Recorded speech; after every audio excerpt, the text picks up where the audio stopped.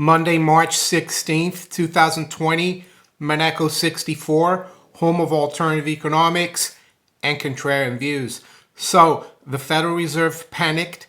They couldn't even wait until Wednesday. They cut rates yesterday afternoon by 1% down to almost zero.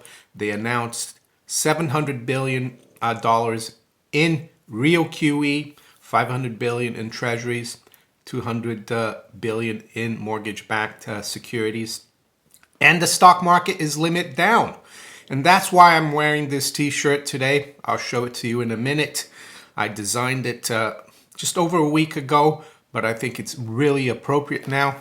And it's called 2020, A Crisis of Faith and Confidence. I'll have to get up to show you the rest.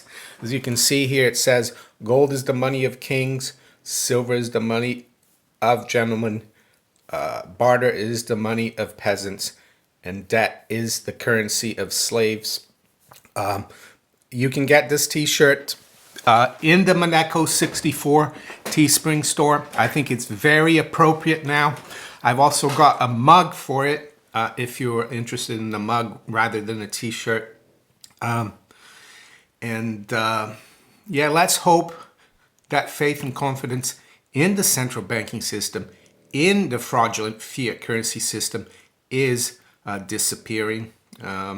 It's one of the objectives, one of my goals with this channel is to try to inform people about the fact that central banking has got nothing to do with free markets, has got nothing to do with sound money, has got nothing to do with freedom. Quite amazing. They panicked. They couldn't even wait until Wednesday to announce these measures.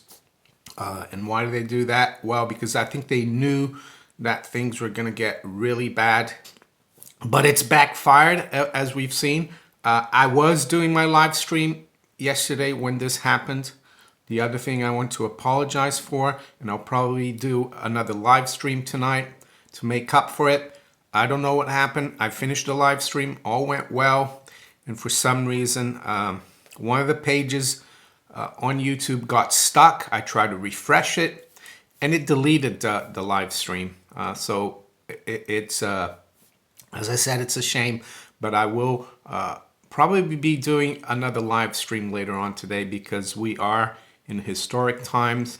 Let's hope that faith and confidence in the system is melting down.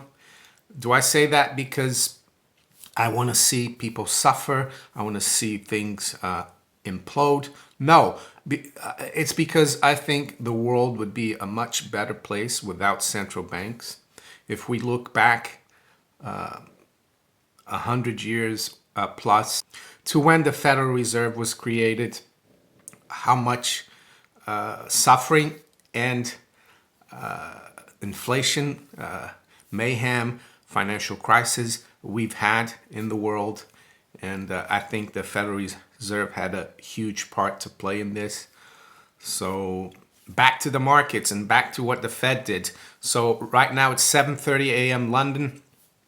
Gold and silver jumped on the back of this decision. Gold got up to 1576. Don't forget, we got down to 1503 on Friday. Now you understand why the paper price of gold collapsed on Friday. The bullion banks knew the Fed was going to do this. They're trying to short cover their paper positions. From what I hear, from what I read, physical demand for precious metals is still huge. There are shortages in places like Singapore. The premiums are quite strong. So right now, gold has dropped further down. We're at 1533, up only $3.50. Yeah, disappointing, but I think, as I said, gold is the money of kings.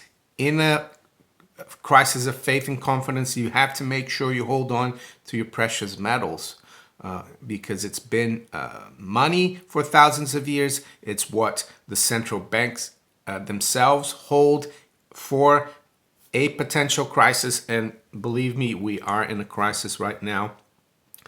Silver got up to 1528. Right now, we're $1 lower from that level. Again, try to get silver if you haven't got it yet. This is a great opportunity. We're at 14.25 now, down 3%. Well, the stock market is limit down, so the futures is down over 5%, so they have to close the market unless someone comes in and bids the futures above minus 5%. It won't be trading until the official open of the U.S. markets at 9:30 a.m. New York.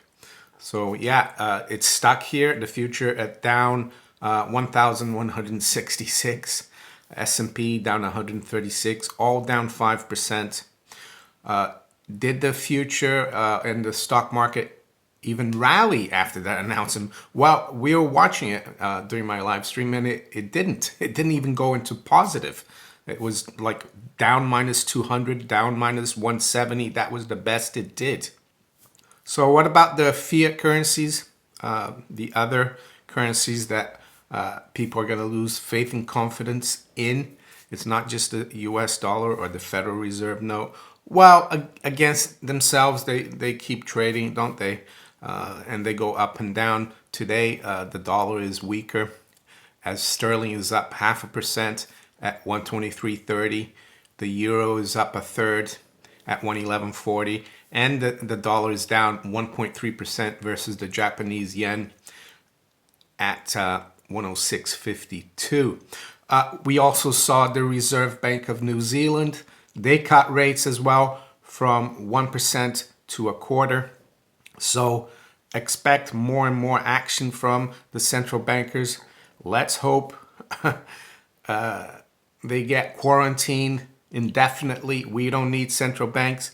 Let's hope they're not in charge of a new system that could come about as a result of this crisis. I won't hold my breath though for that, but we need to keep exposing them, and at least it will keep my channel going if the central banks remain in charge, because that means our jobs of exposing the central bankers and this fraudulent fiat currency system is not over. So what about the commodities like oil? Well, WTI crude is down over 4%, or $1.40 at 30.68. Now the bond market, treasury market. One of the reasons Jay Powell gave for this action was not the economy. They're still deluded that the economy is going to be okay, that things are going to rebound. The other thing I would say, the health crisis we're in, that didn't start this. What started this has been the Greenspan put, the Fed and central banks always coming to the rescue of markets, always inflating. Started in '87 when Greenspan flooded the market with liquidity after the October crash. And every time afterwards, it gets crazier and crazier. And this everything bubble we have, this is the last one, hopefully. But let's see where the treasury market is. Yeah, they cut down to 0 to 25, really technically, the Fed funds target. I spoke to my friend who works in the bond market last night, and he said, wow, I think the 2-year is going to be down to 0. He was wrong. We're still at 0.3%. It's down only 18 basis points. We're seeing the longer end drop more in yields or rise more in prices because the Fed is probably going to be buying more of the longer end. So right now we've got the 10-year yield down 20 basis points at 75, still way above that 32 level we saw recently, all-time low in the 10-year yield, 32. The 30-year is down 22 basis points at 134.5. So what are the things to watch now? The Fed is like kind of sped up the schedule. They had their meeting yesterday. They cut yesterday on Sunday. I don't remember ever the Fed acting on a Sunday. So things must be really bad, and I think that's what the markets took from it. But I think now we just keep an eye on the repo operations. That's very important. And some people might say it doesn't matter. The Fed can buy everything. They can increase their balance sheet, and they have. Their balance sheet now is destined to go over 5 trillion because we're around 4.3. They just announced 700 billion. You can do the maths. And I think you need to add more to that because it's not going to stop there. And what's the consequence of inflating its balance sheet so much? Well, I think people will start losing faith and confidence in the system, especially seeing that the Fed is creating this funny money to buy government debt to keep the government solvent. That's what the Germans did during the Weimar Republic. It's called debt monetization. And I think it's the beginning of the end for the Federal Reserve note, for the fiat currency. And as I said, let's hope the IMF, World Bank, this SDR idea doesn't happen.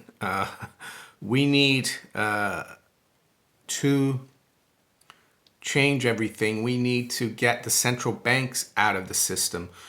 I know it's easy for me to say that, and it's very difficult to do, but it has to start through informing the public about it, that central banks are not necessary. The US didn't have a central bank from 1836 to 1914. We don't need one. In the UK, we've had one since 1694, unfortunately, over 300 years. And it's done nothing but accentuate inequalities, I think. We need a system where the public control the money supply through their own actions, through deciding what to use as money. Yes, there will be banks even in a system where there's no central banks, but they will be just like any other business. They won't have preferential treatment. They won't be bailed out by you every time there's a problem. They'll probably be more responsible. And what will we use for money and currency? Well, it's for us to decide. It's for the market to decide. That's what the market does best. It encourages competition. We've got no competition in money, and that needs to end.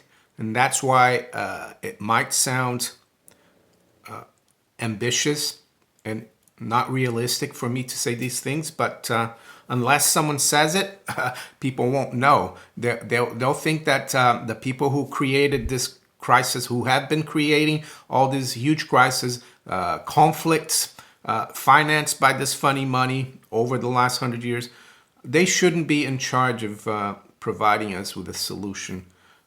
We, the people around the world, should provide the solution. The free market should do it. And that's why you need to keep exposing this. And that's why you need to share my videos if you can. I would appreciate it. And give me a thumbs up if you enjoyed it. And subscribe to the channel if you haven't yet. And so there you go. The Fed has cut rates to zero.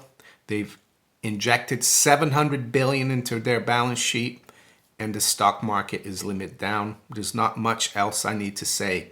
So, yeah, I'll be doing a live stream tonight again, 9 p.m. London, which is 5 p.m. New York. And yeah, I wish you all a great day. Take care. Bye.